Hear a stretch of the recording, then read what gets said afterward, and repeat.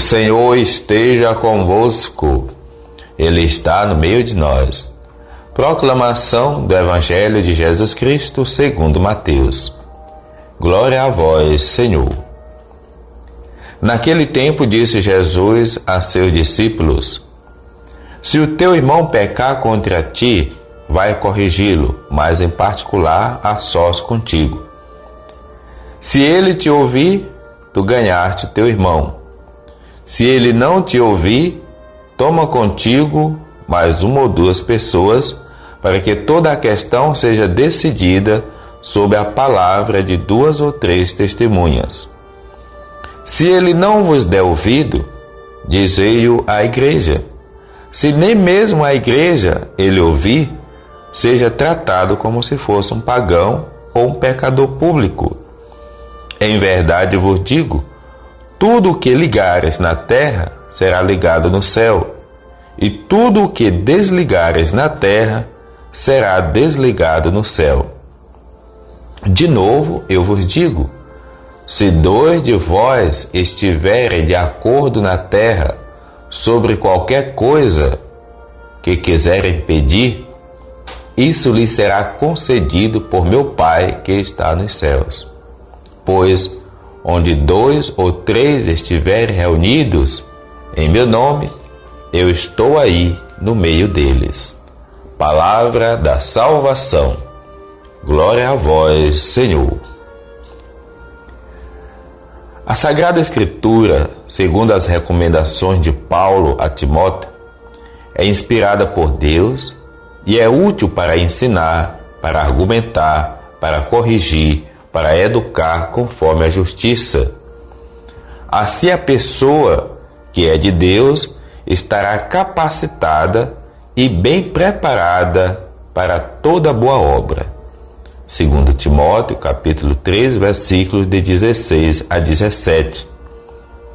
Subjaz a esta compreensão a certeza da eficácia da revelação de Deus, pois as leis e o direito, por mais que sejam claros e satisfatórios, não são suficientes para regular devidamente as relações entre os seres humanos.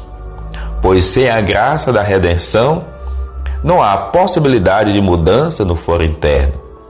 Não basta a denúncia do mal se a prática do bem não for superior e se a inspiração das duas ações não for o amor que concede a essas ações força e sublimação. A constatação do mal no mundo, em nível familiar, social e eclesial, pode ser facilmente percebida porque o pior e o melhor se encontram onde estiver o ser humano. Se a denúncia é necessária para que o mal pessoal e coletivo sejam superados, mais necessário ainda é o alerta sobre as ações não condizentes com a vontade de Deus. Evangelizar é iluminar. Tudo isso em função do resgate e da recuperação do próximo que errou, ou, ao menos, em função da busca por conscientizá-lo e para que não se prejudique e deixe de ferir a coletividade. Querer o bem e a conversão do malvado não é sinônimo de solidariedade com o erro praticado. O Evangelho de hoje coloca o discípulo diante da exigência e necessidade de se preocupar com a recuperação do irmão ou da irmã que errou. Nesse sentido, vai além do que Deus exigiu do profeta Ezequiel. O pecado em Israel e na igreja, ainda que cancelado pela paixão de Jesus Cristo, não deixou de ser uma realidade a ser superada no mundo. No que diz respeito ao mal, a tolerância é zero. Mas, no tocante do malvado, é preciso mais do que tolerância. É preciso amor e pessoal interesse fraterno por sua salvação. Por isso, a recuperação do malvado é apresentada como fruto de um processo que vai desde a correção no privado à declaração comunitária.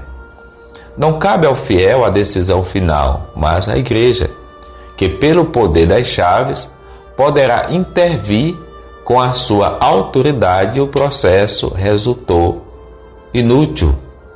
O tratamento não visa a condenação de quem não se trata, mas a sua conversão. Para buscar a salvação do próximo, ocorre compreensão e decisão pelo seu bem como ato de amor. Dentro da lógica do discurso eclesial, enfatiza a correção fraterna o texto de hoje. Talvez a forma mais primitiva da prática penitencial da igreja. 3 momentos orientam a perícope. Primeira parte, de 15 a 17, Jesus chamou em causa as dissidências e litígios que podem acontecer no interno da vida comunitária. A reação em relação ao irmão que cometeu, ao que tudo indica, um grave erro aparece em destaque. Como lidar e como sair dessa situação são as questões pertinentes e que desembocarão nas atitudes pessoais e comunitárias diante de Deus Pai. Há uma tensão entre a santidade, que deriva da redenção, e a vida no dia a dia. A preocupação é de que a igreja não seja a primeira a intervir por sua autoridade, mas que o enfrentamento da situação seja, em primeiro lugar, na iniciativa dos seus próprios membros. A prática da correção fraterna exige um correto agir, capaz de respeitar as fases necessárias para que a solução seja encontrada pela prática do perdão e da reconciliação. 2 fases precedem a última, que toca a igreja no exercício da autoridade recebida. A primeira ocorre entre o ofendido e o ofensor. A segunda diante de 2 testemunhas, seguindo o que se encontra em Deuteronômio 19:15. A terceira não se trata de um juízo, mas de uma última chance dada a quem cometeu o erro e não quer se retratar. O que antes ocorrera e fora tratada pessoalmente e entre 2 membros passou, enfim, à ciência de toda a comunidade. Como o fato se tornou público, o culpado foi comparado ao pagão e ao publicano. A dureza da fala de Jesus não reflete a condição de tais pessoas, mas tem a ver com a posição que o culpado passa a ter diante de toda a igreja, pois não aceitando as chances de correção e de retratação, por si mesmo se colocou fora da comunidade. Não se deveria admitir aqui uma declaração de excomunhão. Não é o caso. No versículo 18, apresenta-se o entendimento da autoridade confiada à igreja. A ação colegial reflete a força da presença de Deus por meio dela. Isso vale para as 2 ações. Ligar é o que vincula o fiel à decisão. Desligar é o que desvincula da decisão. O perdão é sempre o resultado desejado, mas pode ficar suspenso enquanto não houver reconhecimento do erro, assunção da culpa, arrependimento, conversão e pedido de perdão à igreja, que tem a autoridade para tal, pois com ela está o caráter jurídico sobre o réu e sua pena. O que a igreja decide na terra ecoa no céu.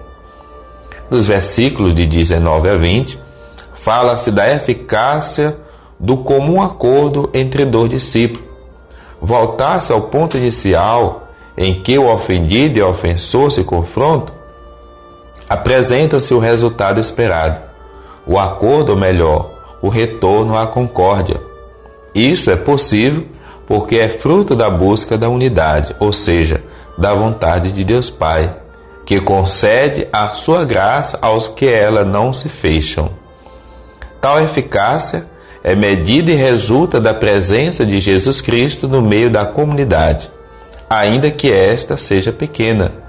Se uma assembleia litúrgico-jurídica, para ser válida em Israel, demandava o mínimo de 10 membros, no caso de Ruth, capítulo 4, versículo 2, da igreja adotou-se como critério formal o testemunho validado por, no mínimo, 2 pessoas. O específico da Assembleia Cristã é a presença de Jesus Cristo ressuscitado, visto que o Verbo, pela encarnação, é a tenda que Deus Pai armou entre os homens e as mulheres. A igreja é a tenda de Jesus Cristo no mundo. A constatação da presença do mal não diz respeito apenas à igreja no passado, mas é uma realidade com a qual ela se confronta todos os dias. Se por um lado o pecado é um ato pessoal, por outro lado incide, afeta e compromete toda a comunidade. Se uma alma que se eleva o mundo inteiro, como dizia a serva de Deus Elizabeth Lisieux, de certa forma, uma alma que se rebaixa o mundo inteiro. É o princípio da corresponsabilidade de cada ser humano, tanto no bem como no mal.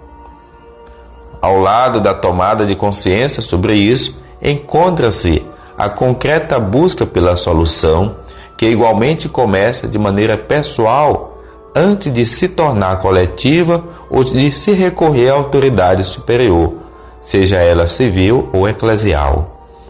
Ao passar pelas vias intermediárias e pela mediação dos conflitos, o ser humano, pouco a pouco, vai aprendendo a encontrar solução pelo diálogo fraterno. Isso é o mais importante. O que se denomina mal é, na verdade, a consequência direta do abandono do bem. Uma vida pautada segundo o Evangelho, isto é, diante de Jesus Cristo, reage e relativiza todo o apelo do testemunho do amor. O pecado que maior dano causa à humanidade é a obstinação no erro e o consequente orgulho que cega. Além da praxis eclesial, no que diz respeito aos pecadores, encontra-se nesse texto, Mateus 18, 15 a 20, o retrato da igreja como comunidade reunida e mediadora das relações entre seus membros. Maior que o pecado é o mistério da reconciliação que foi confiado à igreja. Dentro da lógica, pode-se enfatizar o ato penitencial, o glória, o Cordeiro de Deus, a fim de mostrar como na celebração litúrgica, cujo centro é o mistério pascal de Jesus Cristo, o que mais interessa é aproximar os irmãos uns dos outros e não causar alguma segregação. A correção fraterna é uma exigência que, lamentavelmente, nem sempre é buscada e promovida.